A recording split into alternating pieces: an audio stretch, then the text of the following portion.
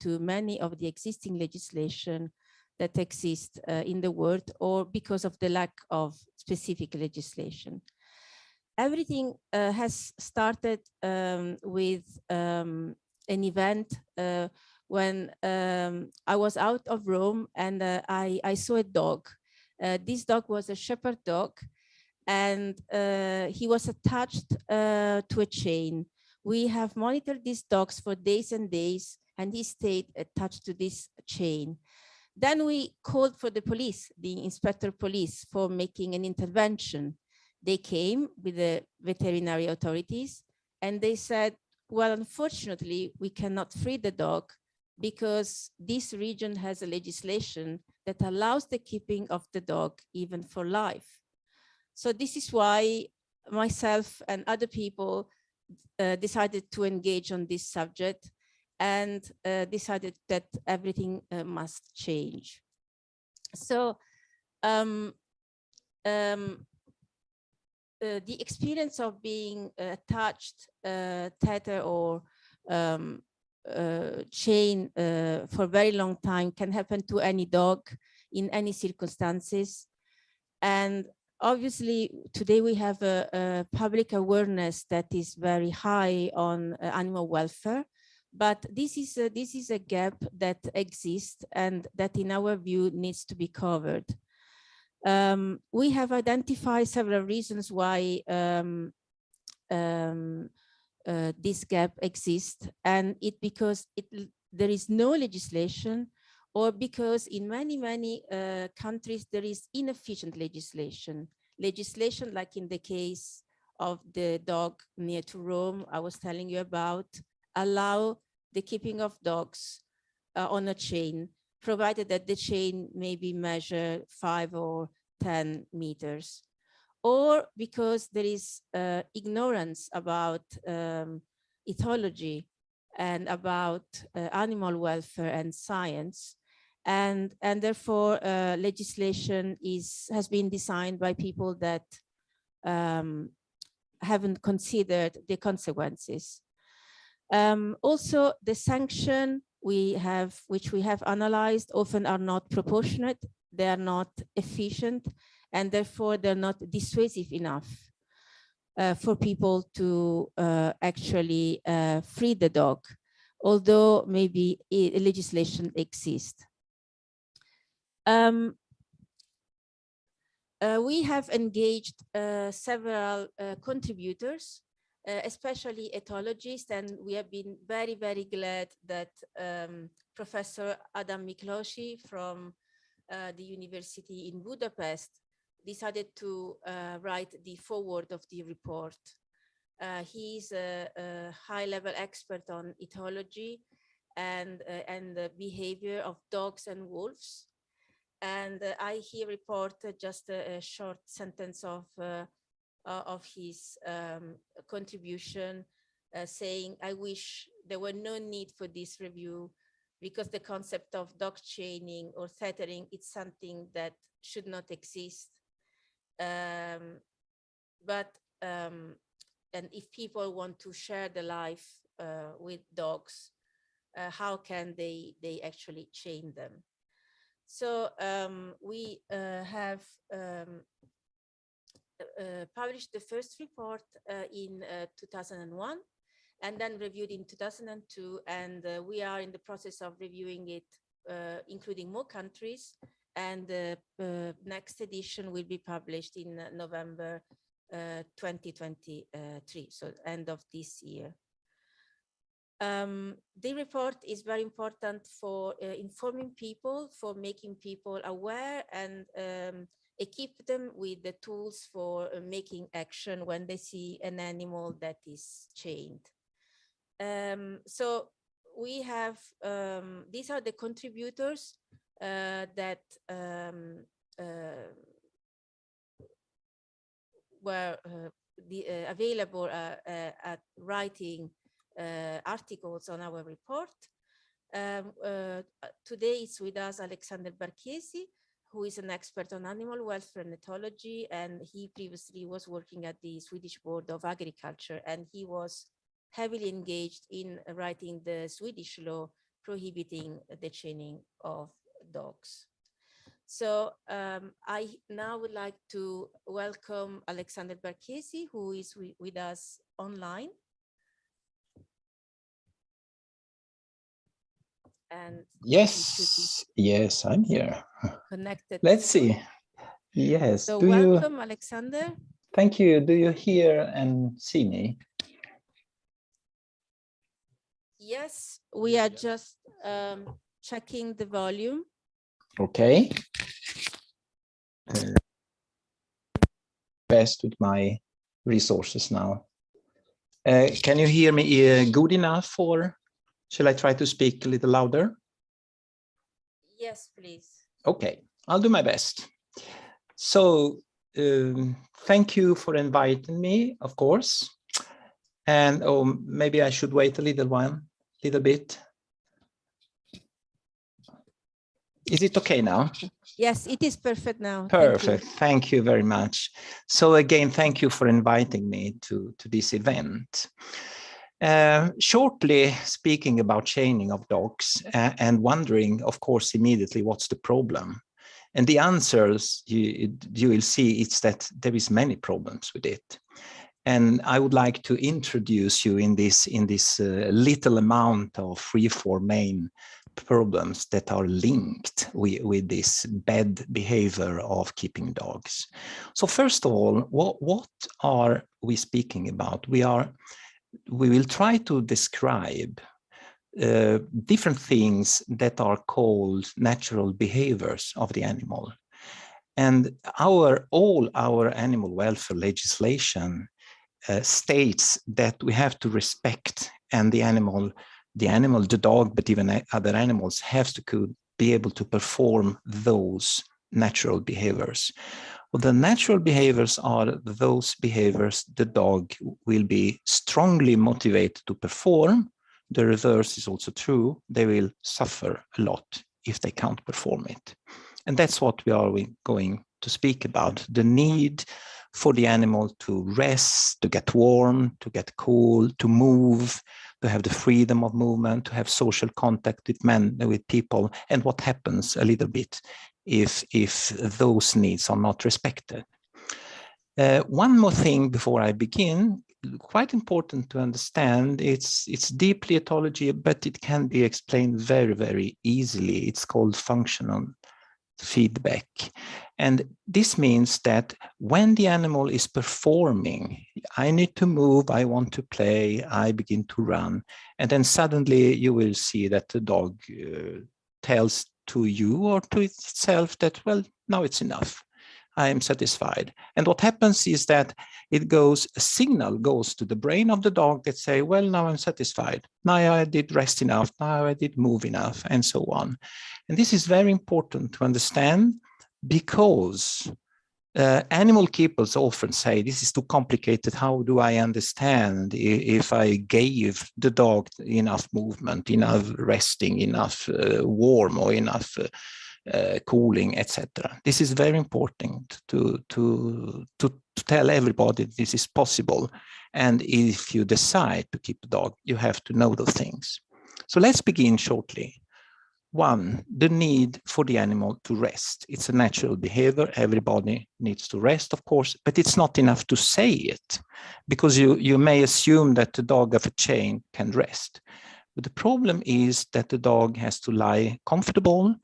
It has to assume so-called natural positions, which may be stretch the legs, and just this little detail means, for me, having seen a lot of shelters, that often the shelters are too short for the animal, that can't really lie in a natural position, that the animal needs to keep the heat balance, thermoregulation, which means if you see an animal in a big enclosure or in nature, the animal will always move from cooling places, from more humid places, to sunny places, to get warm, to get cold, jump up to be able to observe the landscape, which is a part of the hunting instinct. And all those things will not be possible if the dog is at the chain. It's easy to understand. Another thing very important, you look at the dog in a big enclosure or with possibility to move, the dog will not like to urinate and to defecate close to the places where it will lie, eat and drink. And that's what's happening when you chain a dog. You oblige the dog to eat, sleep, drink, urinate, defecate in the same place. And this is not natural, maybe an instinct of hygiene for the dogs, or a normal discomfort that the dog tries to avoid and cannot do it. That makes, of course, stress and frustration for the dog. And then not forgetting the discomfort of serious things. There's been reported so many neck injuries or even strangulations of dogs that turn around and the chain has not enough turning links, and there is a lot of accidents. It's a risky way to keep an animal. So for all these reasons, that's not okay, full stop. So we move on to next need, natural behavior and need of the dogs. It's maybe more well known, the freedom of movement. So now remember that every animal has to be its freedom of movement, but the dog especially, the dog that in fact comes from the wolf, is an animal that naturally moves a lot. It's not so difficult to see or to observe wolves that move 30, 40, 50, 60, 70 kilometers per day, depending on if they need to move for hunt or to mate or so on. It's not a coincidence that the dogs that are more physically like the wolf, imagine sledge dogs, I think you understand me, most of you, are the dogs that perform also in competition. I'm not discussing if it's good or bad here, but they are able to perform competitions where they run 200 kilometers per day and they repeat it several days. And they pull also weight. So you understand that the dog is naturally an animal that has to move a lot, and I don't have to explain what is the problem chaining a dog permanently or during long periods, of course. So it's very important to give the need of freedom of movement with physical activity. This is also very important for the psychological well-being of the dog, to prevent diseases in the dog, and this promotes the next step I'm going to speak shortly about, which is the social contact of the animal. Because if you are moving with the animal, together with the animal, if it's you animal keeper, dog keeper that do it, which is a quite normal routine for good animal keepers to do it, you are probably in the same time contributing to socialize with the dog. Scientists agree today that the dogs develop very strong emotional bonds with humans, probably stronger than with other dogs. This is something that was quite unknown several years ago. And now we have really proved that the dog communicates with us people. I don't know if someone that has dogs has noted, for instance, how the dogs come to you and ask you for help. Maybe a pellet of feed is under the bed, and he comes to you and asks, "Please help me here. Help me to take this." The communication of between the dog and the human with socialized dogs has changed completely through selective breeding, of course, modifying the wolf's way of communication. So the dogs, shortly said, probably or surely need the social contact with us people, animal keepers, responsible for them, more than the social contact with other dogs. It's fantastic if you think about it. So they need us to play, to rely to communicate. They need us for their safety, etc. So to give water and food to the dog is not, of course, is not contributing to the social contact with the dog. And this is one of the big problems, of course, of dog tethered or chained. Now, the fourth thing I would like to speak about aggression, or let's say unwanted behaviors, can be aggression, can be stereotypes, you know, when dogs are spinning around without a meaning, well, we think without a meaning, but the dog is trying, through those stereotypes, trying to cope with the frustration that it feels. It happens much more often when you don't cope with those three needs that I've just talked about.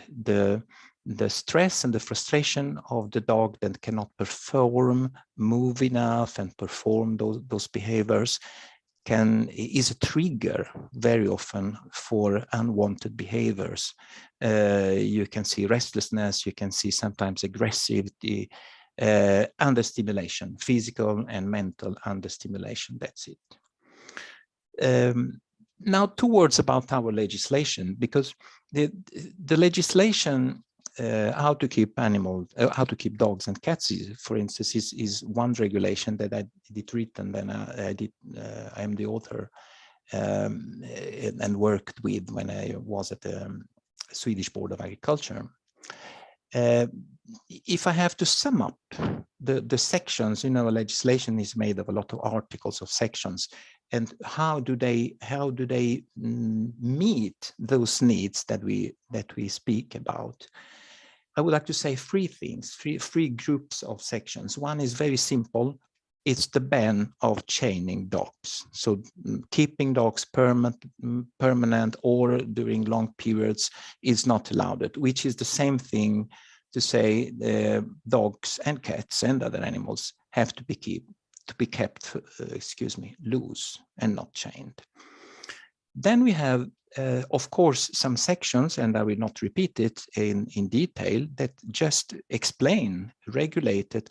What does it mean to give the dog enough rest, enough heat balance, enough laying comfort, enough social contact, and daily resting together with the animal keeper, mental stimulation, not only physical stimulation.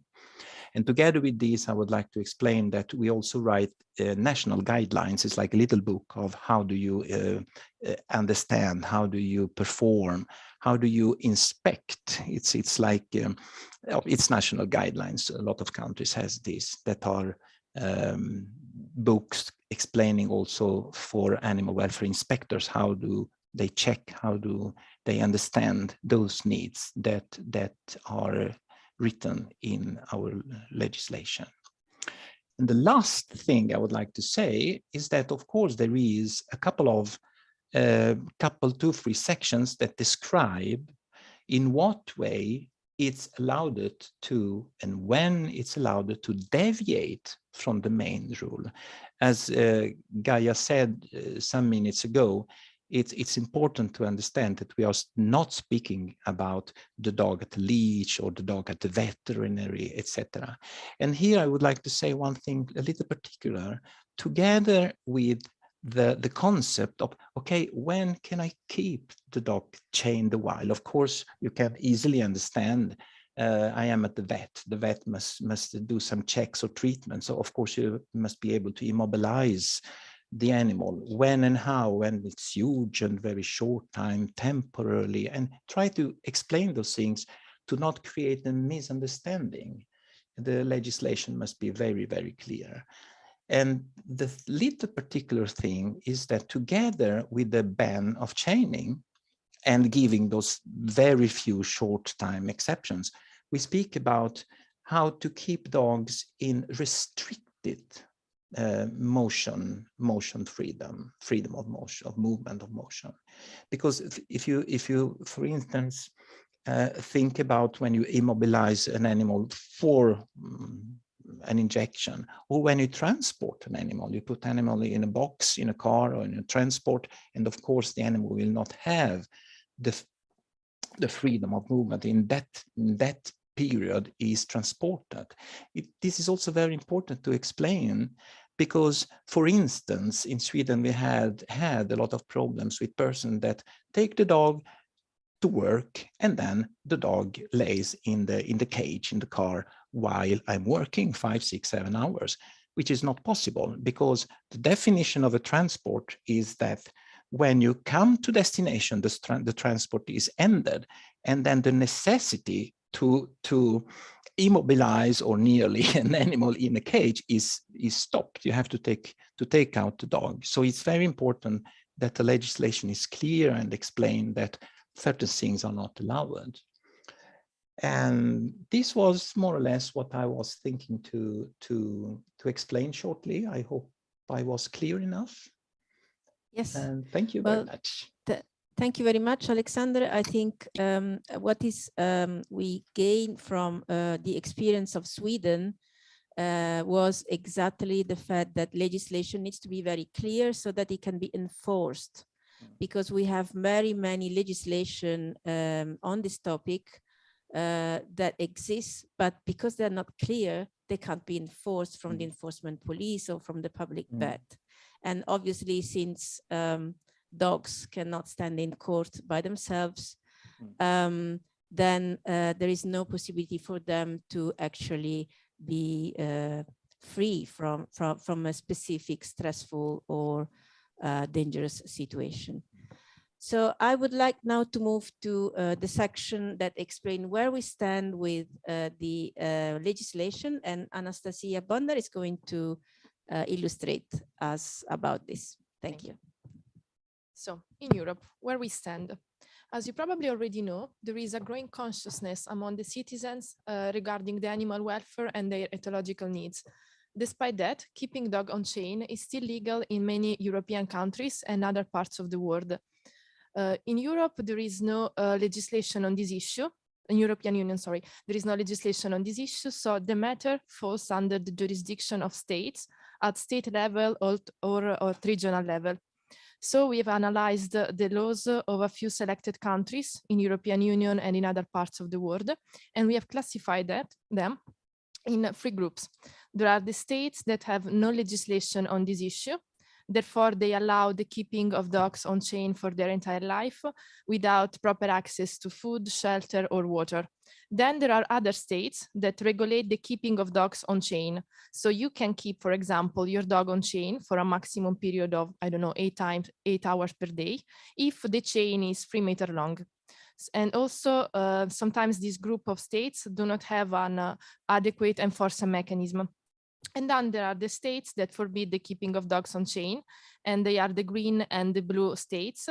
And we have divided them amongst the states that have an adequate wording for the exceptions and those that don't have one.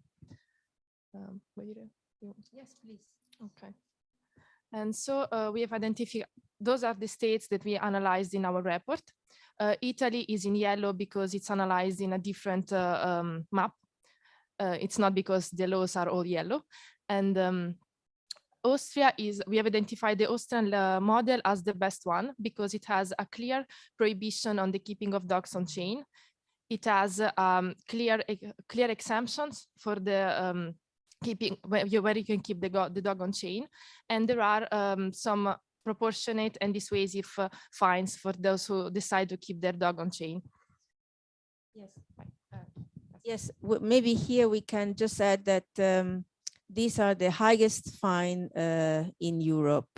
So it's 7,500 euro in case someone is caught chaining a dog. And if the problem is not solved in a few weeks, then the chain raise up to 15,000. So there was a clear intention from the Austrian government to put a clear end to this, let's say, way of handling dogs. Anyway, as you can see from this map, most of the European countries do not have a proper legislation on this issue. After the publication of the first edition of the report, Germany and Slovakia changed their laws on the keeping of dogs on chain. So, for example, Germany before was prior to December 2022 allowed the keeping of dogs on chain if the chain was at least 6 meters long, and there were no time limitation on the keeping of dogs off chain. After January 2023, Germany has forbidden the keeping of dogs on chain with some exception for lawful training measures. Also, Slovakia has introduced a ban on the keeping of dogs on chain. However, this ban applies only to dogs born after January 2022. And for all the other dogs, it will apply starting from January 2024. Yeah. So on Europe, as you can see from this map, you can see that there is a lot that needs to be done. And often, as it will be explained later on by Alessandro Fazzi, one of the problem is relying with competence within a state, because maybe like in the case of Italy, the competence is in region or in states, when in the case of federal states. But as you can see, a lot of countries, also countries that we would expect having high level of in countries expecting high level of animal welfare standard, they have the possibility to keep dogs on chain even for a long time or even for life. Here, this is in the European Union. As you can see from this map, there are also green checks on the maps. The checks indicate the states that have a proportionate sanction for the keeping of dogs on chain, even though sometimes for the red ones, the sanction applies only if the mistreatment is proven. Yes, so maybe we can here point to an example, which is the example of Malta. Malta has a very good sanction system, but unfortunately it doesn't have an effective legislation. So in this case, the sanction system is not very helpful, because like with the example I was making at the beginning of the event, if a dog is chained and the police cannot free the dog because the legislation doesn't allow them to intervene in a clear way, then even having a very good sanction system, it wouldn't help. So here you can see the situation in non-European Union countries, and you can see that the United Kingdom and Norway don't have a law on the keeping of dogs on chain, and Switzerland doesn't have an adequate law on this issue. So just to add that when there is no legislation, obviously the topic is not regulated, and it means that basically the animal can be kept on chain.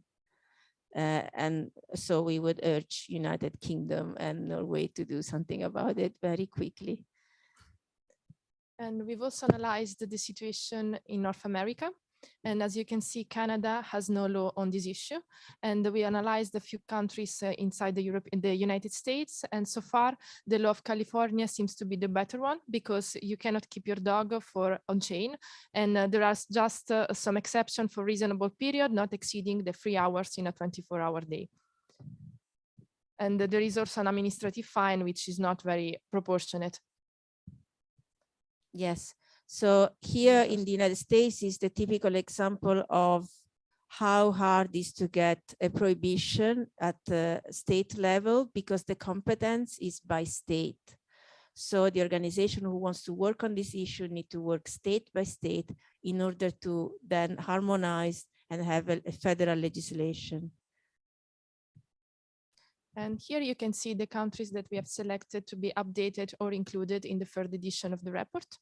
And of course, if you have other countries that you would like to include, or you're familiar with the laws of those countries, please email us to us. We would be very happy to include them and to include you in the list of the people who helped us write this report.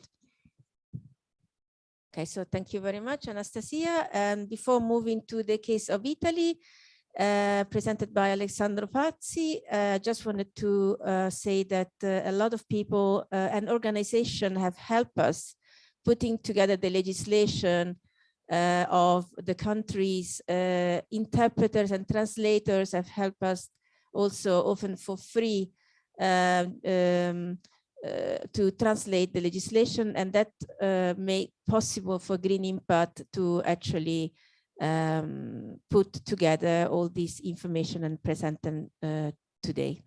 So Alessandro, it's your turn. Thank you. Thanks, Gaia. Thanks for having me here. As Gaia told you at the beginning, I'm a legal consultant expert on animal rights and environmental law.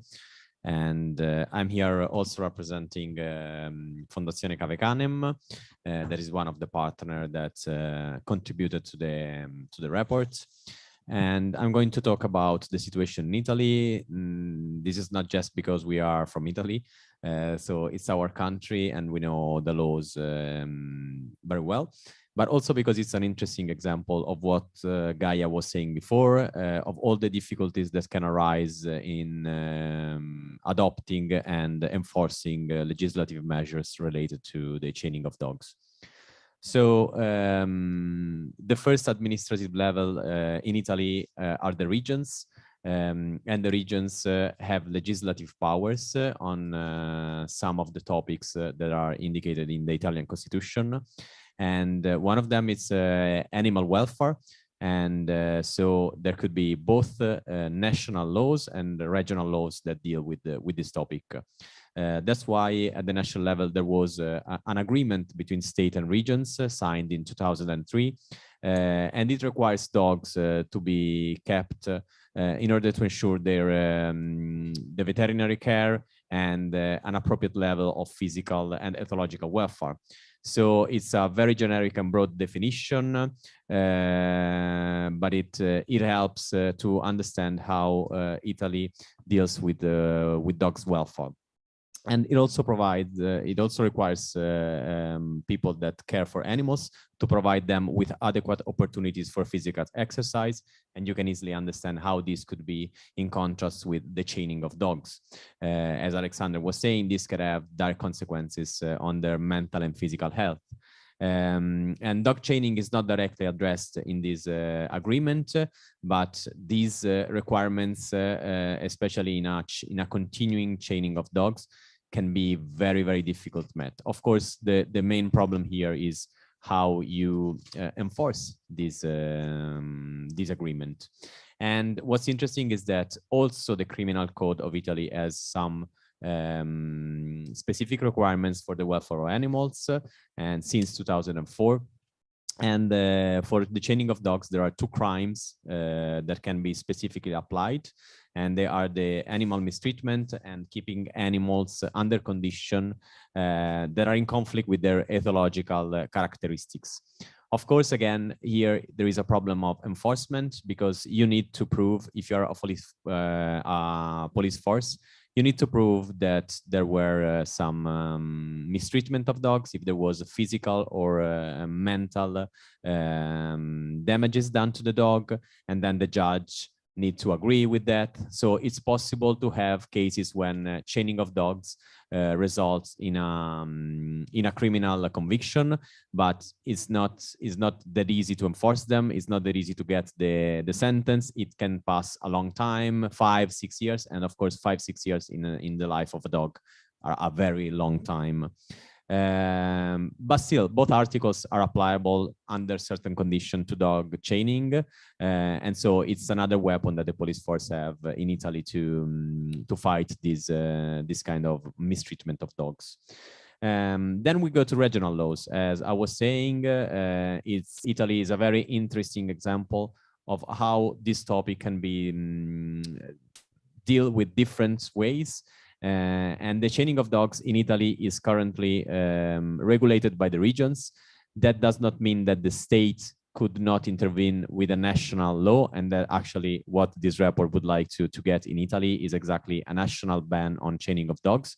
But for the moment, we need to analyze the different laws, regional laws, and also, as is written on the slide, also provincial level, because we have a region that is called Trentino Alto Adige, that is formed by 2 autonomous provinces, Trento and Bolzano, and they have different legislation on the topic and in general. So we need to analyze 21 different legislation.